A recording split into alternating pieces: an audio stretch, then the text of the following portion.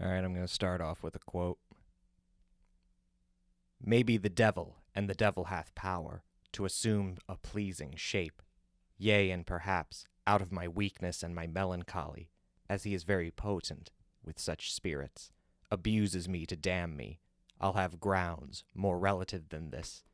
The play's the thing, wherein I'll catch the conscience of the king. You had brought up that quote from Shakespeare to me, of course, coming from Hamlet. It's weird, like, it didn't really dovetail very explicitly with the content of the film we watched, but I had been kind of mulling it over, and Hamlet in particular as a kind of, Shakespeare as like a sort of kind of an unacknowledged prototypical influence on horror.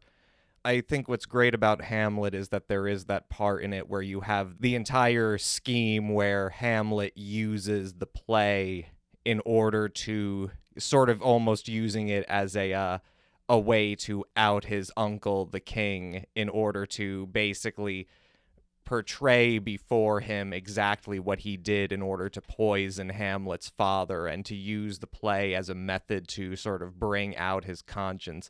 It's interesting because you have that whole premise of a play within a play, but also this sort of idea of spectacle as sort of having a power to not just to have a moral message, but to even kind of provoke and arouse the spectator to speak to something that is unconscious within them. And because I'm even thinking of like what we talked about when we after we saw Mad Love, the influence of the Grand Guignol on that film. And I was thinking then about how even Shakespeare, even way back in Shakespearean time, you can see the origins of the Grand Guignol there, where, despite the fact that Shakespeare is considered kind of the loftiest of classic theatrical canon, a lot of his plays, particularly his dramatic and his tragic ones, are built around very large set pieces of spectacular violence, and they say that about Shakespeare. Like, on the one hand, he has all this flowery language, but there's always a populist angle to his plays where he kind of, he gives the peanut gallery what they came to see, which is this sort of bloody exhibition. Maybe there's kind of an unacknowledged Shakespearean root to horror, transferring all the way from something like Hamlet to the Grand Guignol to the mystery plays and to finally the horror films of America. If there's this way that horror maybe has a more venerated tradition as an art form than maybe is typically acknowledged. I think so, yeah. I think there is a thread. The point about actually a person being incited to give away their guilty conscience, it's subtle in Shakespeare. Shakespeare's just wondering, is he acting stranger? And they're talking among themselves, seeing that the king is really betraying himself. Yeah, in the scene itself, right? yeah. Right. So you're right. I think there is something to that here. It's just, it just has to be a nice trope. I think it's also interesting that Hamlet, in that very quote, he basically compares what he's doing. So, like, you have Shakespeare, the playwright, writing a scene in his play, which is going to have a play within a play in order to out the conscience of the spectator. Right. And then literally Hamlet, who is putting on the play within a play, he literally compares the crafting of the play to being like the art of the devil, to putting on this illusion to abuse and to damn man. So I think that's kind of an interesting trope there. So now that we've gotten done with that artsy discussion, let's talk about a movie about cannibalism. And what do you think of this incision at the base of the brain? Obviously made by some type of scalpel used for brain dissecting. But it's peculiar that this left deltoid muscle should be missing. It's been torn right out. Gentlemen, that wasn't torn. This is cannibalism.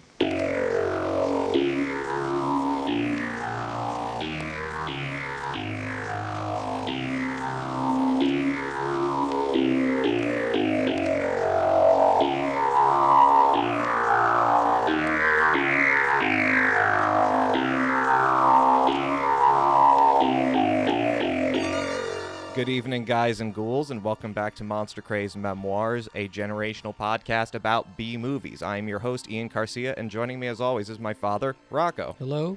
So we're now getting into weird Warner Brothers. We are continuing on our survey of the golden age of American horror movies in the 1930s, and so now we're going to be seeing what's going on at Warner Brothers. I misspoke on the last episode, and the patron-only episode, the bonus episode, I misspoke and said we'd be covering Mystery of the Wax Museum. We will, in fact, this episode be talking about Dr. X.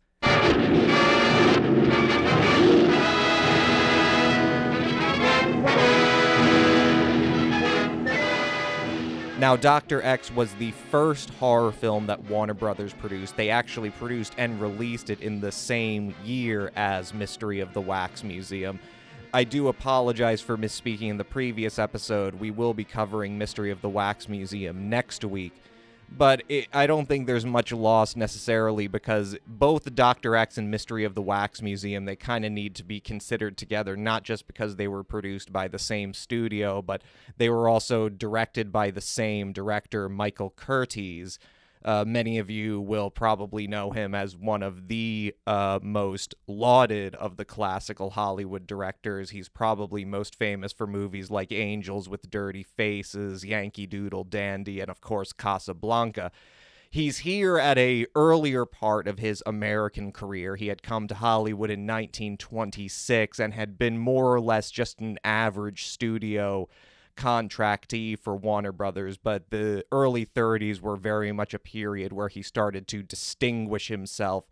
And so these two horror pictures that he directed in this time, Dr. X and Mystery of the Wax Museum, they're going to be very important touchstones on his progression from being just sort of a studio contract director to a A-list director at that studio.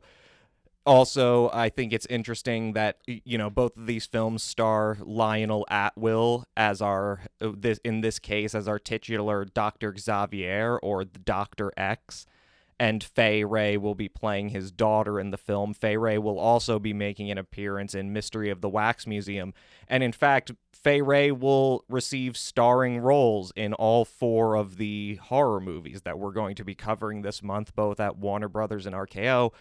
But I think, more importantly, the very special thing about these two Warner Brothers films is that they are also the only horror films of this period to be made in color.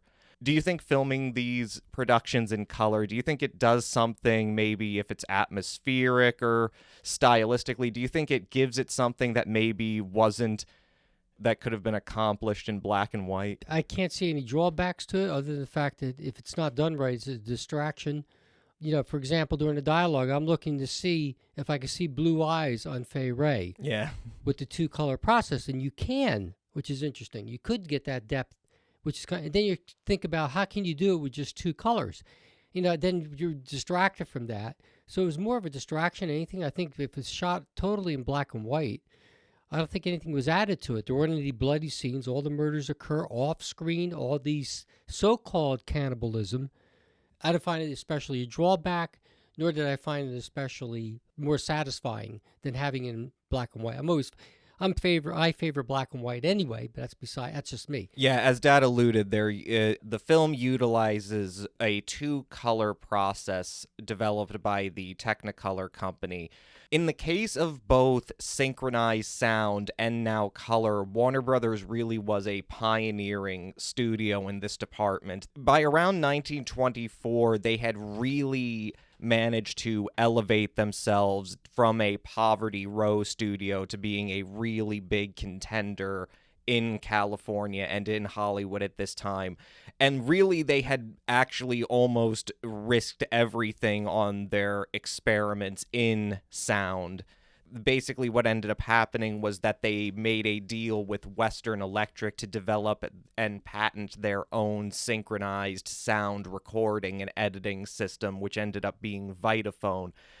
They used it on a movie called Don Juan in 1926, but it did not feature any synchronized dialogue and there was a big sort of conflict between the Warner Brothers themselves, particularly between Sam Warner, who ran the West Coast operations and the film production of the company, and Harry Warner, who was located in their New York offices and who basically ran financing.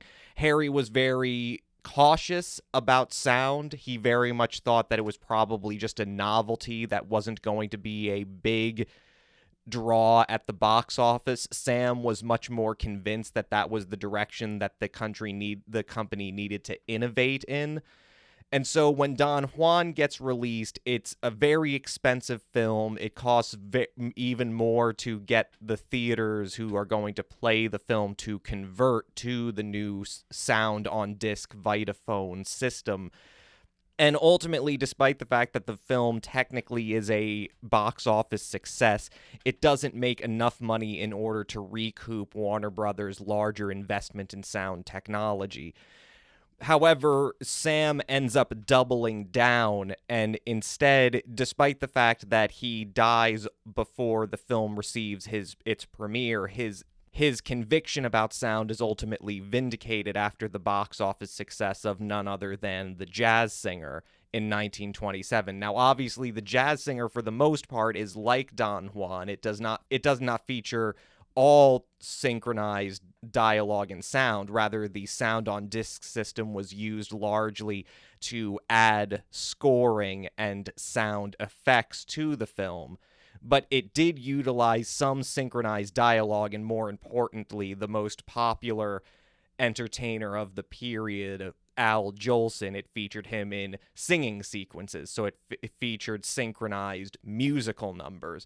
And The Jazz Singer is a huge success, and basically overnight, because of The Jazz Singer, you see this incredible push by the major Hollywood studios to adopt sound technology. So they were a pioneer in that respect, but they were also very much early pioneers in color after Sam dies and Jack Warner takes over. In 1929, they develop an exclusive deal with the Technicolor company, where they will basically produce a certain number of films every year in what is called Process 3. Now, Process 3 is a 2-strip Technicolor process, which basically means that 2 separate strips of film are photographed at the same time, one behind a red filter and one behind a green filter. And then through a developing process and a printing process that I honestly don't think I'm in the best position to try to explain, because I'm not technically inclined towards that explanation. But more or less, the reason Technicolor doesn't really take off immediately, despite the fact that there is like a brief moment where it's especially popular in its use in musicals. Musicals are an especially popular place to use Technicolor, and even if the entire movie isn't in Technicolor, certain sequences will be shot in Technicolor, especially if there's a spectacle to it. On balance, Technicolor, or at least this 2-strip Technicolor process, starts to phase out by 1931, because at the end of the day, the 2-strip Technicolor process, it doesn't really provide for a very vivid or naturalistic color image. And it's ultimately the cost of doing color photography and the cost of doing color production ultimately turns out to be more investment than it's worth. So color photography won't really come back in earnest until the development of 3-strip Technicolor, which provides for a much more vibrant clarity and naturalism of color later in the early 40s, but isn't really formally adopted until the 1950s. But as for these films, basically what's interesting is that in 1932, the Warners are basically coming to the end of that deal that they had struck with Technicolor in the first place, and so they still have 3 more productions that they're required to do using Technicolor. And so what's interesting in 1932 is that they do one more musical in this 2-strip Technicolor process, but the 2 other films they produce are both horror movies. So what's interesting is that Dr. X and Mystery of the Wax Museum, these 2 horror films, will actually be the last major Hollywood films produced using the 2-strip Technicolor process before it is more or less completely commercially abandoned. But I think you're right that even watching the semi-restored version of it, you immediately get the sense of how limited the naturalism of the color process is. It seems that, and to a certain extent it works, because there is this kind of sickly green hue to everything that very much does give it, and maybe the unnaturalness is a benefit in that regard. Right. And I will say you are right that there's not a lot of explicit violence in the movie, and doesn't really, and like we won't really see a ton of explicit violence in horror films in general, or at least gore or bloodletting until like the 1950s or so.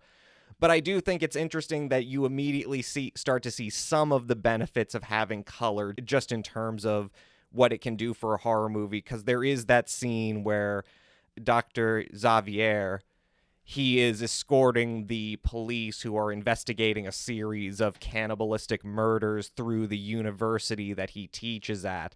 And in one of the rooms, one of the doctors is, he's wearing a lab coat, but you can see like spatters of stained brown blood all over his shirt. So, there's a little bit of like a kind of visceral thrill to the color process, but I think I agree that it's more of like a novelty still at this point. But I do think there's a certain amount that it lends to the film. Right. It should be said, though, that the movie was actually shot simultaneously in color and black and white, that literally they had side-by-side camera units, one filming in color and one filming in black and white, because the vast majority of prints that were distributed for the film and the vast majority of ways in which the film would be seen would be in black and white. And, the problem of distributing color and having color films be seen outside of first-run film markets was also a big headache and a big contributor as to why ultimately there was a decline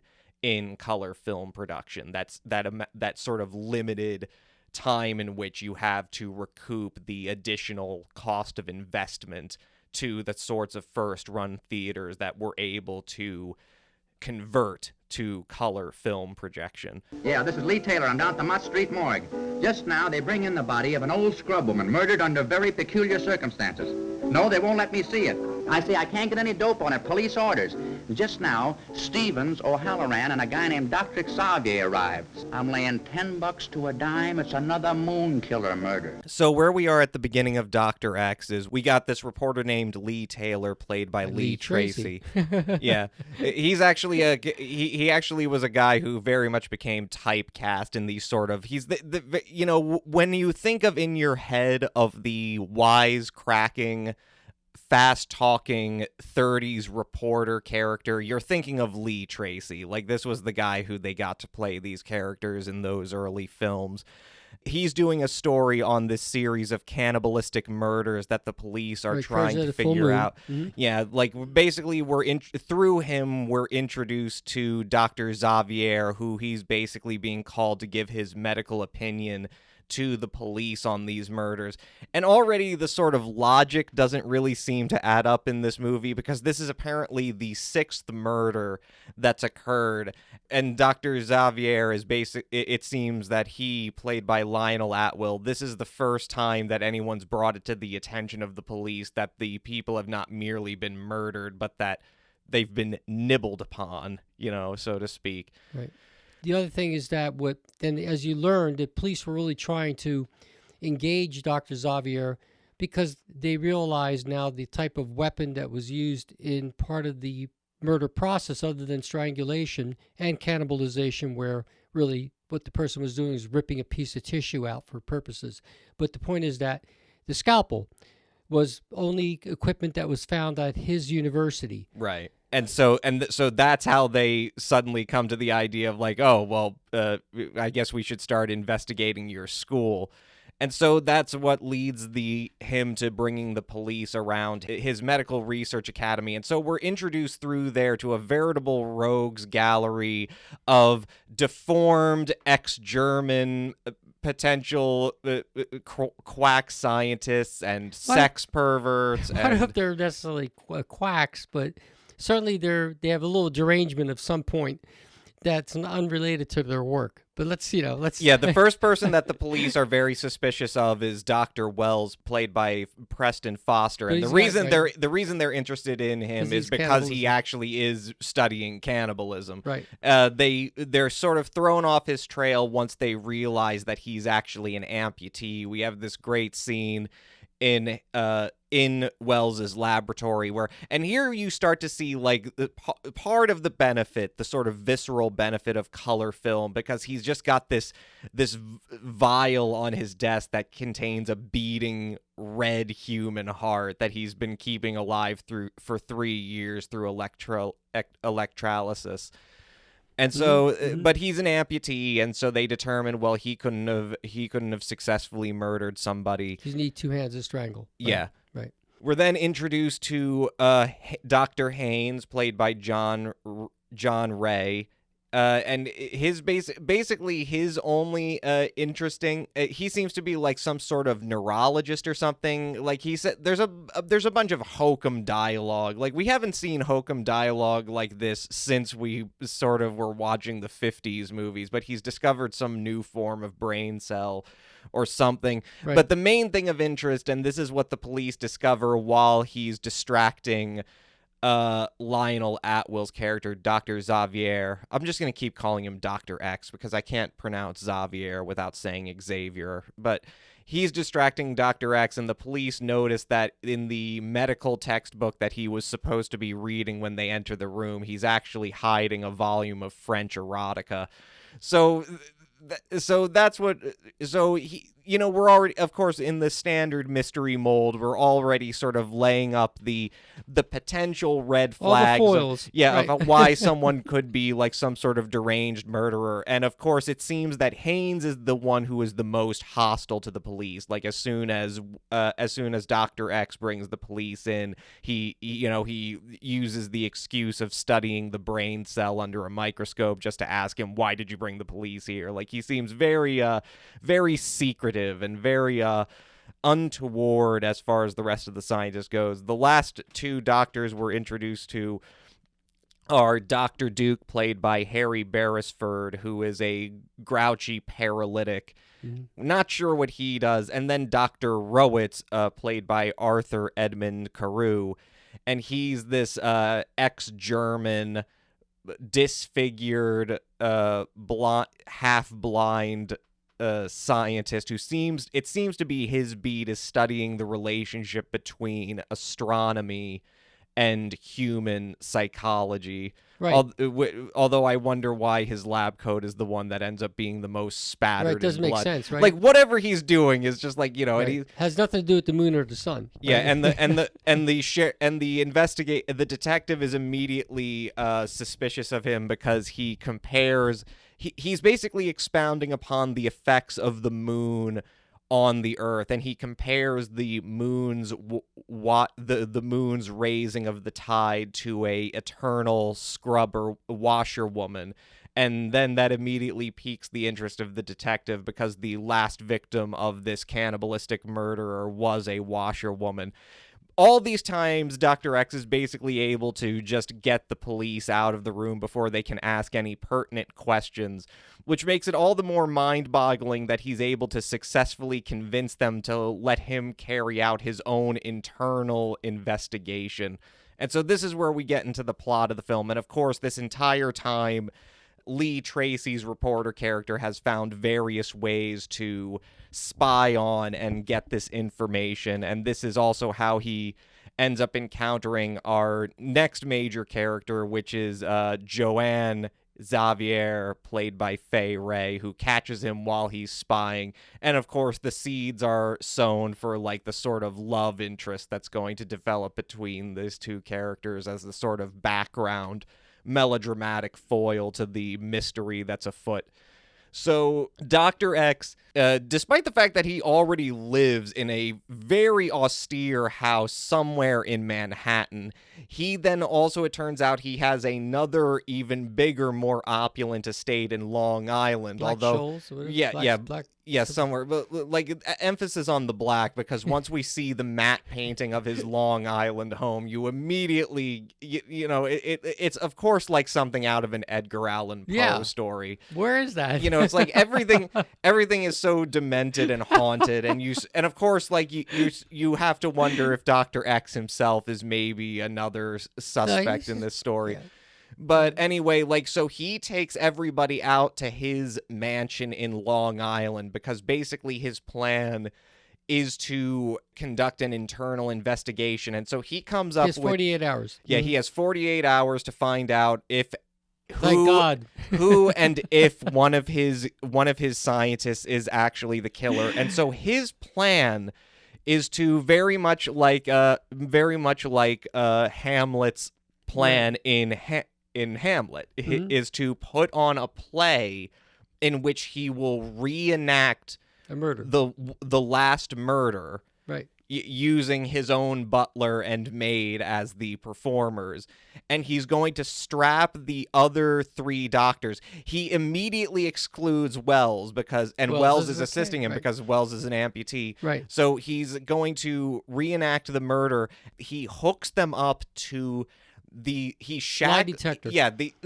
Sort of glorified giant Frank, like a Metropolis Fritz Lang style lie detector. Basically, it measures their heart rate, which then communicates it to an electrical sort of generator, capacitor, which it bandies it up by 4,000 times. Yeah. And then that will then Rube Goldberg style will basically heat up this this vial of obscure red liquid, which will go up like a thermometer in these glass tubes that are connected to each of them.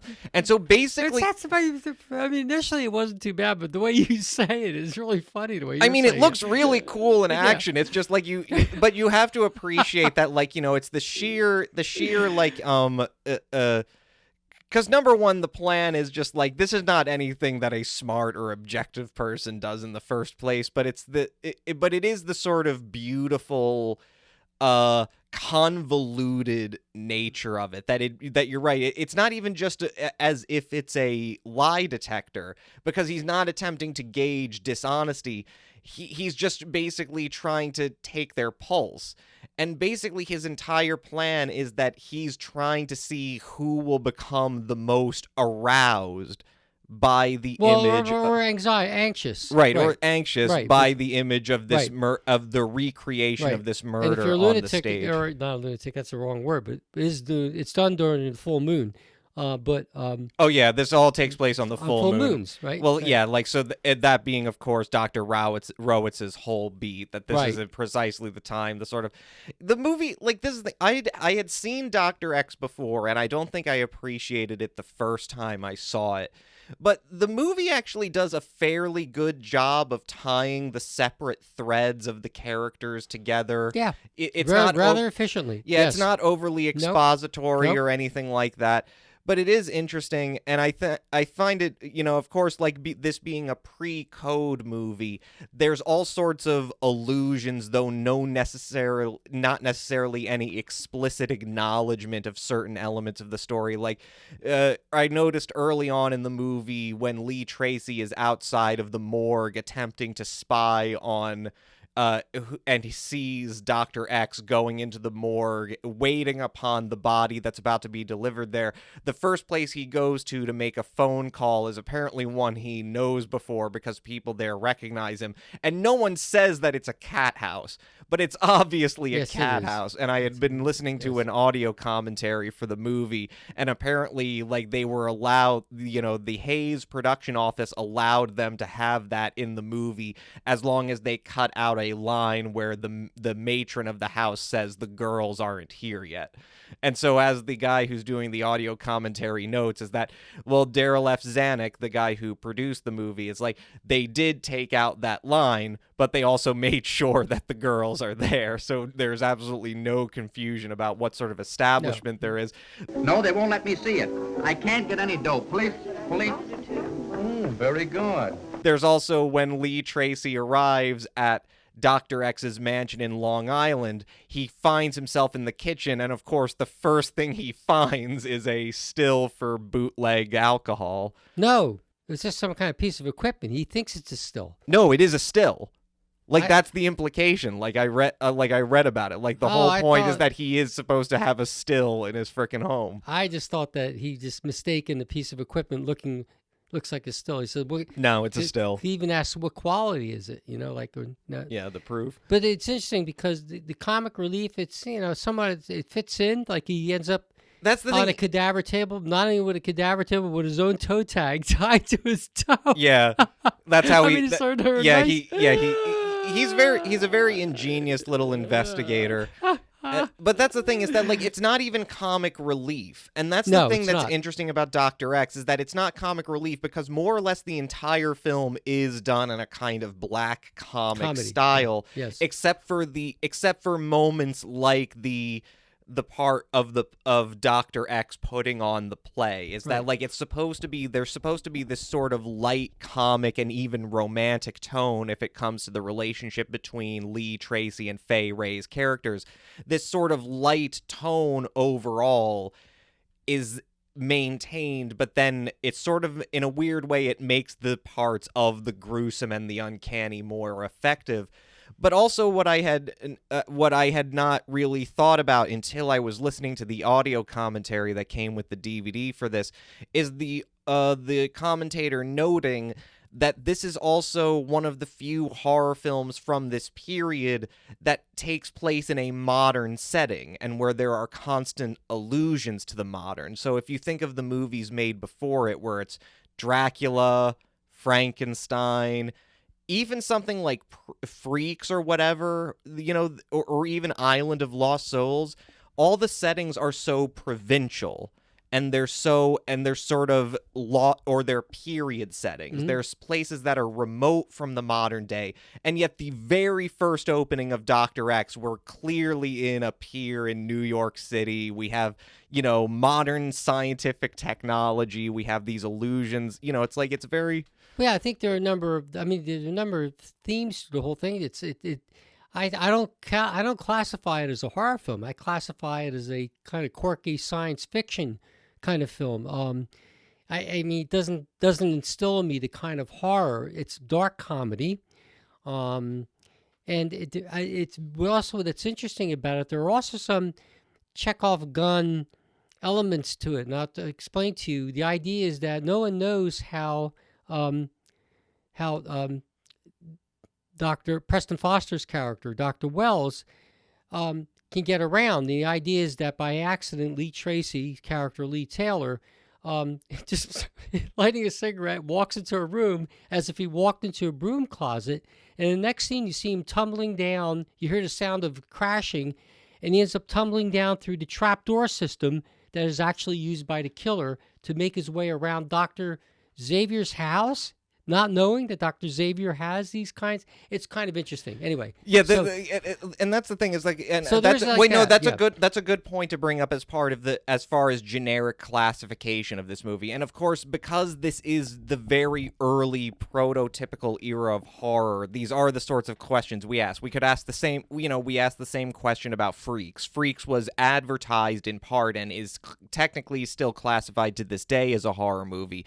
But is Freaks really a horror movie? It's more of like a sort of gothic. It's a class movie, as you mentioned. It's like, it's like a melodrama, and it's a satirical film.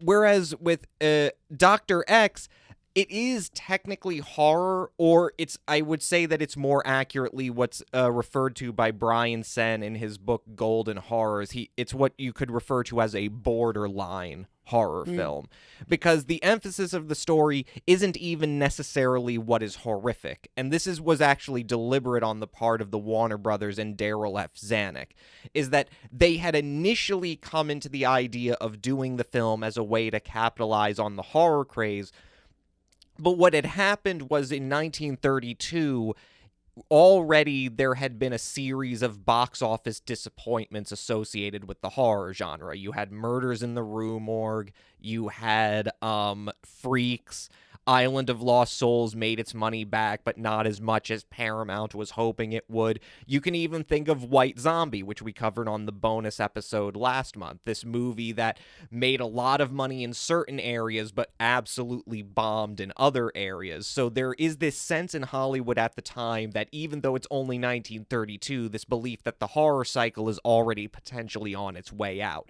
and that it may actually be pushing people away from these types of movies.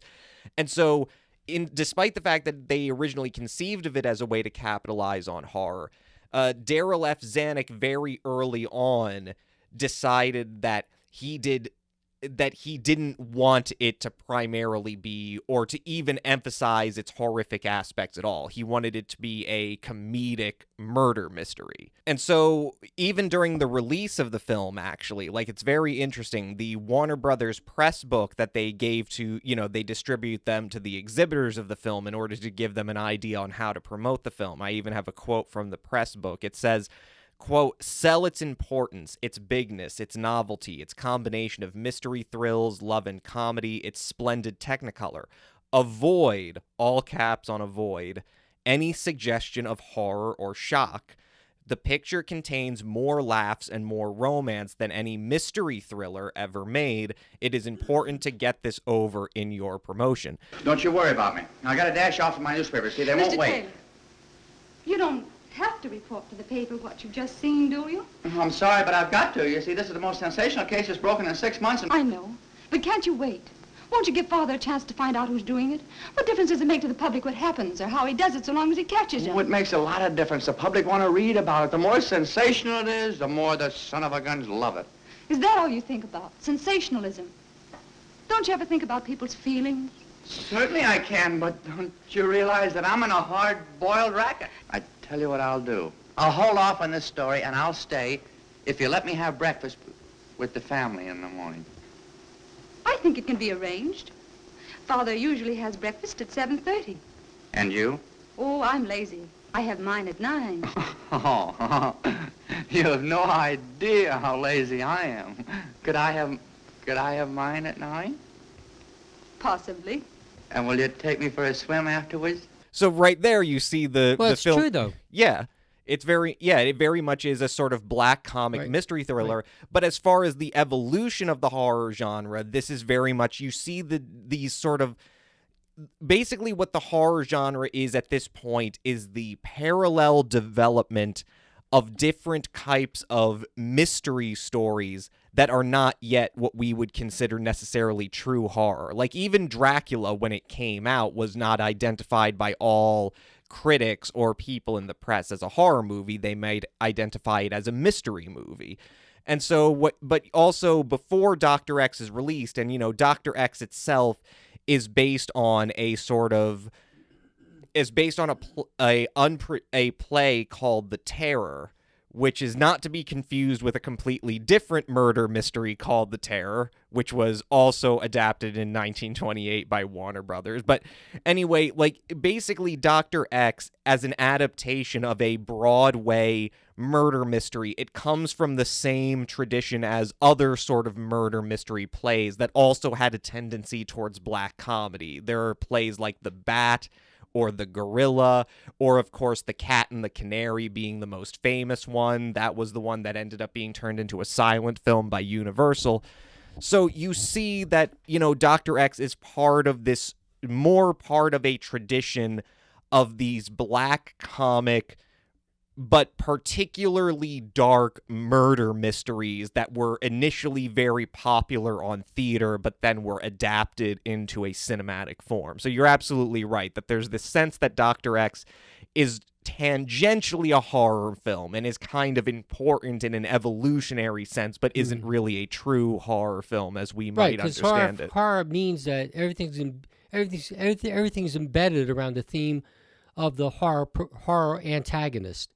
And here it's not. Here it's less developed like that. Here it's more like a mystery. Well, yeah, with horror, I would say everything is embedded around the idea, at least at this point, horror is embedded around the idea of shock and repulsion. And just as, that Warner Brothers press book emphasizes in their suggestions to exhibitors, the thing that this film emphasizes is not shock and repulsion, it's mystery. Right. It's the the finding out, it's the who done it. And of course, because this isn't a particularly eventful or elegantly constructed mystery, most of what makes it interesting is the black comedy on the one hand, particularly carried by Lee Tracy, and eventually, of course, his romantic interest with Fay Wray. I will say, though, there are definitive horror moments of the film, and those are, of course, the scenes in which Dr. X is doing this sort of, again, the play within a play in order to out the killer. Because you have this great horror setup. You see like a self-aware commentary on the sort of repulsive spectacle. Because here is the point in the movie where all semblance of mystery falls away, and it is objectively a moment of shock and that is built around shock and repulsion.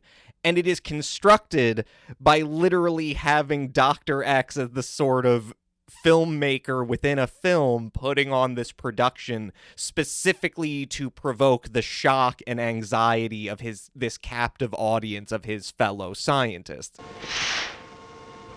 Oh, I'm so afraid. I'm shaking like a leaf. Watch. You're about to see reenacted the murder of the killer's latest victim, an old scrub woman. She's coming home from work. It's late. A full moon shines down upon her. She's passing through an alleyway when suddenly a terrible figure steals out. He starts creeping towards her. As old Annie stoops to pick up a newspaper, the figure suddenly takes her throat in his powerful hand. The great denouement of this entire spectacle is just as his butler, Otto, is about to, fake murder his maid, Mamie, just as he's about to do it, we get a blackout. The lights go out, everybody starts screaming and hollering, and then, there's this, then of course, Dr. Rowitz screams, and his blood pressure, the red flu, his thermometer goes all the way up, and so Dr. X is saying, that's it, he's the one who did it, but then they turn the lights on and he's been murdered. There's been an attack at the base of his skull, and so the murderer is among them now. Inexplicably, despite the fact that this plan has clearly not worked, despite the fact that the murderer is clearly amongst them. He does it a second time. He does it a second time. And not only that, because he's now losing time, he's only got 48 hours before the detective is going to come in and investigate his school and basically ruin the reputation of his entire university. He literally, and because his maid is now too sick from shock to participate in the experiment, he's now going to use his own daughter, Fay Wray's character, as the victim of this play. And so I thought that, it's like, and of course, all of the stuff starts to, and basically to cut a long story short, the second time we go through it, we are, just as you say, basically Lee Tracy's character discovers that there are all sorts of hidden rooms and passageways. Totally by accident. He just bumbles into them trying to light a cigarette. Exactly. Yeah. But basically what we discover is that it is in fact Wells all along who's been committing the murders, but what he's been doing is he's developed this weird synthetic flesh from his experiments with not cannibalized tissue, but with tissue taken from the deltoid region, which makes it look like they've been cannibalized. Right. And then he uses that to process and make a synthetic flesh. Go ahead, you continue. And so he makes this synthetic flesh. Which is pretty good scene, though. So, he's even got his own, artificial hand that he attaches to his stump. And he has to electrify it. Yeah, he electrifies it in this sort of weird vat. And there's this really weird, gross scene where, the actor, Preston Foster, he's just putting oatmeal on his face. Yeah, he's just slathering himself with all this gunk, and then he sort of transforms into this, of course, this Dr. Jekyll-esque figure. Well, the other thing is that what you mentioned there is putting it on your face. You already are alive on the face. It's interesting for the hand that he attached. He doesn't put that in fluid. What he does is he goes into the capacitor and charges it with electricity. Yeah. And there's a whole scene where he's electrocuting himself deliberately to activate the hand, much like the heart is activated for 3 years by, like you said, the electro whatever it was. And also, it harkens back to Frankenstein, the use of electricity to... Yeah, this movie is very much a hodgepodge of various other kinds of horror films that have been made. But I do agree, the second time to do it is not the thing you... Well, there's all sorts of stuff that doesn't make sense, because as soon as we figure out that Dr. Wells is the one who's been doing this, it's like, all right, number one, the ability of Dr. X to put on this play within a play in less than 24 hours already strains credulity, because even if we assume that he has all of his equipment already and set up by the time he needs this experiment done, that he didn't need any time to manufacture it or to test it. Maybe he was just developing this elaborate perverted device in his own time. I think that's what it is. The idea he's developing this, and he thought that's why he wanted 48 hours, because he wanted the opportunity probably to test this equipment that he wants to put on the, not a market, but to announce to the world that we have a... That's what I think. I think he already had it. Not the fact that he had to assemble it all of a sudden. There is a whole scene where he had a lot of stuff delivered, right? Right. That's the thing. It's like he apparently on a moment's notice, he's able to get 4 wax sculptures of the previous murder victims that he just arranges on the stage, which is another nice little horrific And once touch. again, it harkens back to, what was the one with Peter Lorre? Where the wax, Mad Love. Well, Mad Love comes later. The so-called wax figures are actually live people. Right. They move a little bit, which I thought was really good to use them in their live setting. Go ahead. So there's that aspect of it, but then we find out that Dr. Wells is just sneaking around backstage. So apparently Dr. Wells has also found some time to sneak in all of his own equipment and to develop his own devices and all this time. That doesn't make any sense. No, of course, none of this makes any goddamn sense. You're right. I have to admit. And also the fact that Atwill didn't know there was maybe did know there was a trapdoor system, maybe he didn't, and that Wells knows there's a trap. So. Yeah, what's his name? Was it Wells? Yeah. Wells knows that there's a trapdoor system within and like how does he know? Long Island house. How the fuck would he know? Sorry. Yeah, how would he know? Yeah, like it's like there's like but I will give the movie points for this, that I didn't think about or notice any of these things. My suspension of disbelief was thoroughly suspended, but yeah, anyway, and with that scene of Wells, I do have to know, like, again, it's in those moments that you see like the definitive horror aspect, the emphasis, like just on like what you said, this idea that he deliberately causes himself pain in order to transform himself into this creature. There's this very much this, it's very much this reveling in this character's sadistic or sadomasochistic pathology. And of course, all of this stuff is connected to sex and, this weird sort of psychosexual overtones. Because even though it's a film about a cannibalistic killer, there's obviously certain emphasis on the sexual. But although that... Yeah, because the first several of them were women, right? Not men. The only one that's a man is one of the doctors, right? Well, that's interesting in and of itself, because when we see the people who are all on the stage, one of them that's the thing. One of them is a streetwalker. One of them is a dope fiend. Right. One of them is a woman who was just coming out of the hospital. Right. And I forget the fourth one, but most of them are women. But but the point is that all of them are members who are marginalized in the community. Society. All of them are the sorts of people who, I think it's interesting that the film opens at a morgue and right next door to the morgue is the cat house. Like very much all of the people. So there is that certain element, kind of like Dr. Jekyll and Mr. Hyde, this idea of these people from the top strata, the polite and intelligentsia of society preying upon the weak and the working class. There's a kind of populist angle to it. But what I'm thinking more of in terms of the psychosexual stuff, and maybe it's just because this wasn't entirely kept in the movie, is that particularly Haynes's character and his sort of voyeuristic aspects. Like, of course, he's the one who's discovered that he's literally hiding French erotica in his studio. And I noticed that when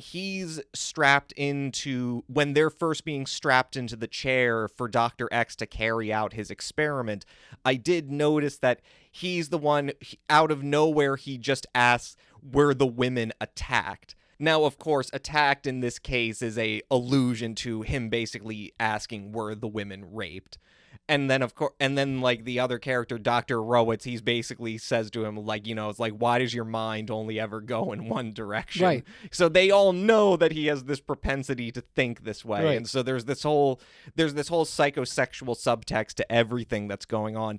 But what was interesting and that I found out is that there was actually a scene that was filmed and cut from the film that was going to be more stuff that was going to be pushing the idea of Haynes as the major suspect of the movie. Because we also have another scene in which Lee Tracy and Fay Wray are sort of just lounging on the beach, and then we see Haynes just kind of spying on them and basically menacingly looking at them.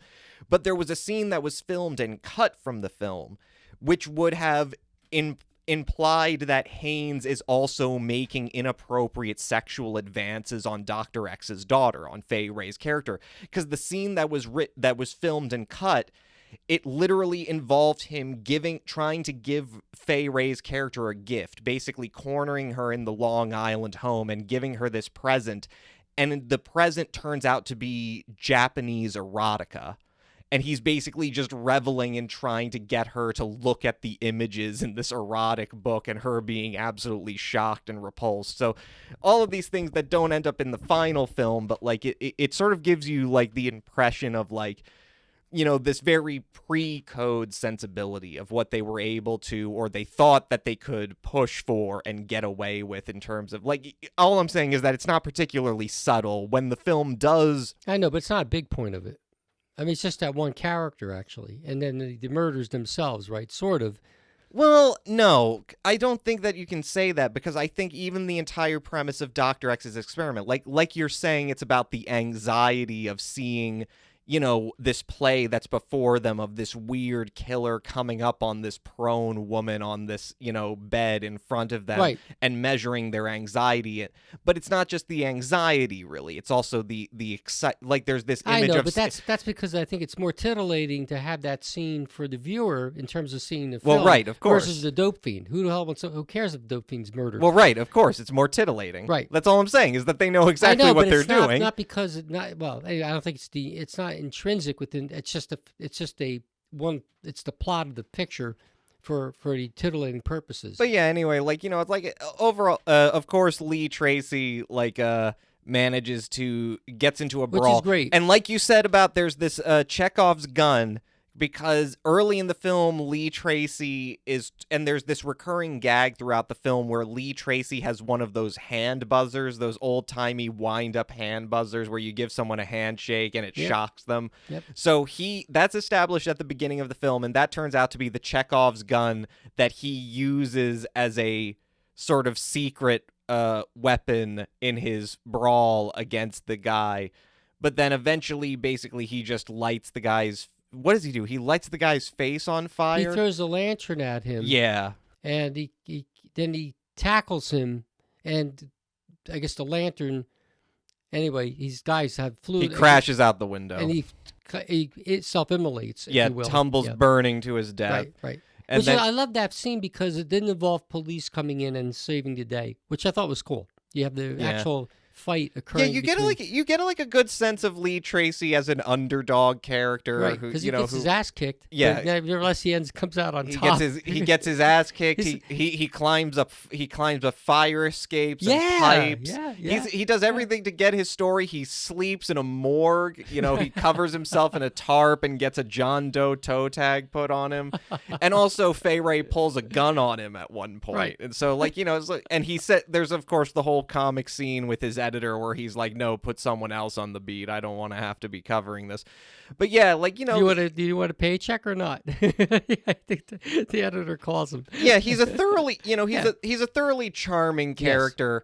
Yes. Although I guess anybody comes out looking like Prince Charming compared to this gang of absolute reprobates who just happen to have doctorates of some kind. There are a lot of little elements that are brought up in the film. And I love the science fiction aspect to it, the synthetic flesh business. When you think about, remember I talked to you about that. Yeah, what So it has a lot explain of- to us like the prescience of Dr. X. Yeah.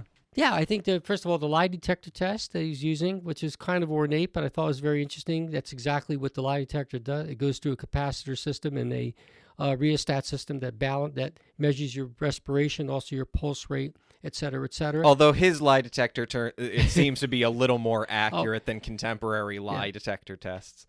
Because he doesn't even, again, he's not calling it a lie detector. He's No, he's just, not. he's honest that it's literally just like it's a pulse detector. It's a Right. stress detector. Right. You know, but yeah, but also the stuff about the skin thing, I Right. think So is then pretty now interesting. we have things like synthetic organ printing using cells on a scaffold. So there are a lot of modern principles that are brought up in the film that I thought were kind of appealing. Although obviously they're prescient, but they're not really because it's just the way they work out.